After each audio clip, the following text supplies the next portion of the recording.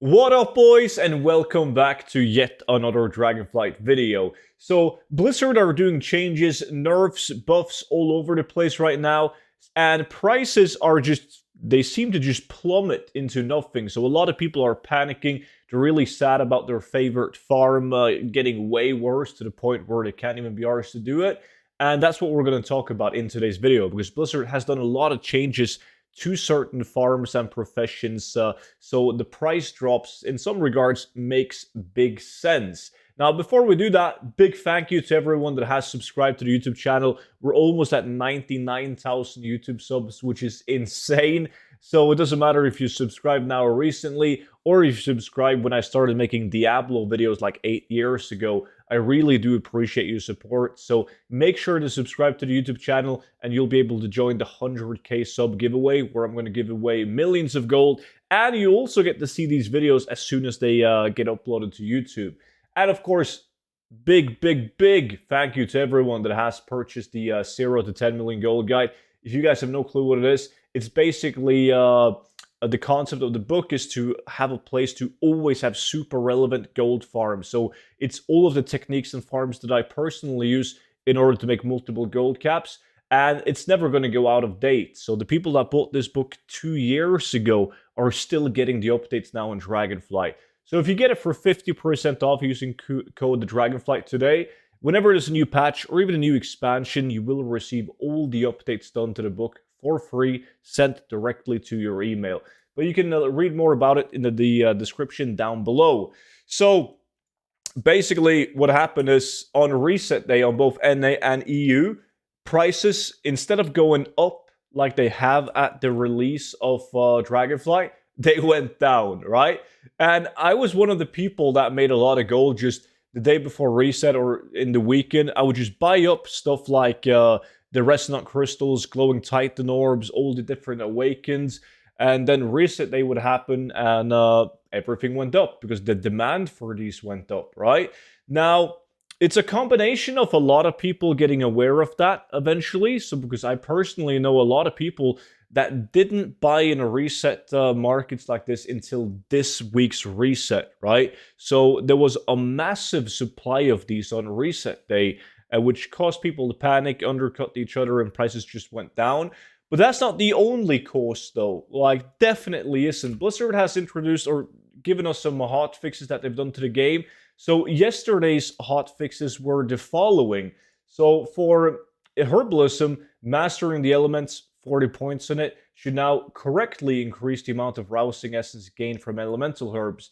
Together with mining, if you max that out, you now have a correct amount of increased rousings, and it's going to go from 1 to between 2 to 3. That's like a 150% increase. Like, that's big, because there's a lot of people doing herbalism and mining. So if it wasn't good to begin with, it definitely is now. Even with the prices decreasing, they would have to like get it chopped in more than half for this to not be as good as it was, right?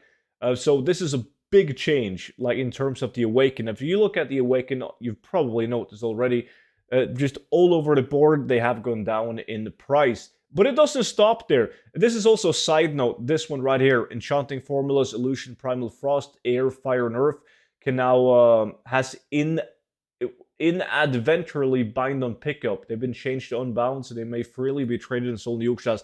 This is the second time they've told us this, the second hotfix update, and I still can't see any of these on the auction house. And I'm making a lot of gold crafting these solutions, by the way. So if you have those, make sure to check the profit margins on your realm. But an even bigger hotfix, well, another hotfix that came today was this one right here. Okay, so take a look at this one.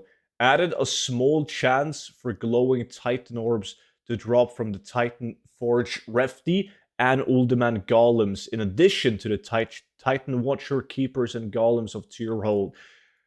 Oh my god, that's big. That is really big. Yesterday, the glowing Titan orbs was like 10,000 gold. They have now dropped down to 3,000 gold. They are way, I mean way easier to obtain.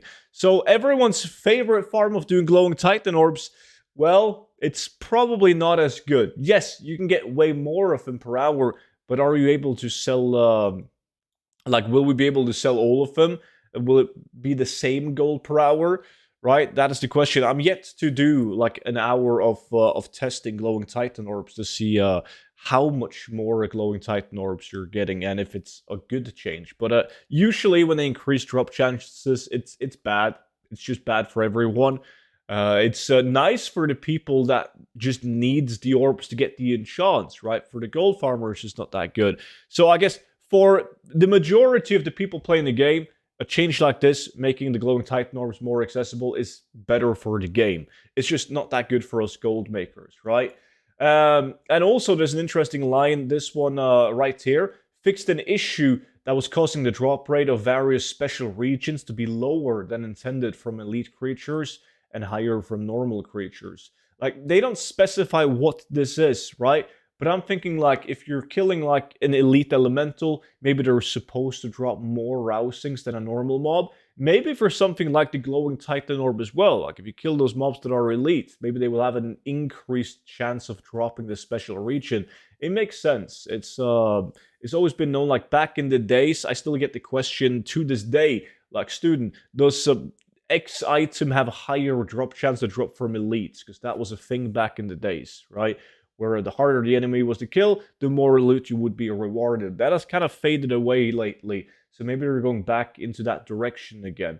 But that's some of the reasons why the markets have been dropping, and I don't panic. Like, I honestly thought that the prices all over the board would crash way sooner than they did because of the regional auction house, right? And they haven't, because, well, we're all selling on the same auction house, but we're also all buying on the same auction house. So it's going to be very interesting to see how the different gold farms perform in 1 to 2 weeks from now. I think a lot is going to change in a week. Luckily, there's still some beautiful gold farms out there that still generates a lot of gold. So I wouldn't panic too much. And also, it's not very popular to go back and do old content stuff.